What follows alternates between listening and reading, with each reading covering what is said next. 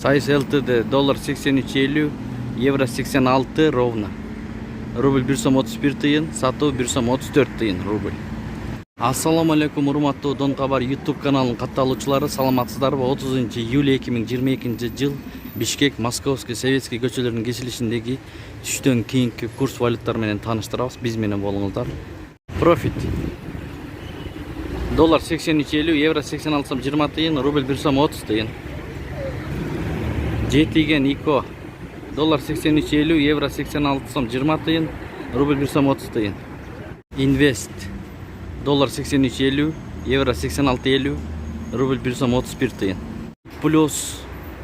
Доллар 83.50, евро 86.40, рубль 1306.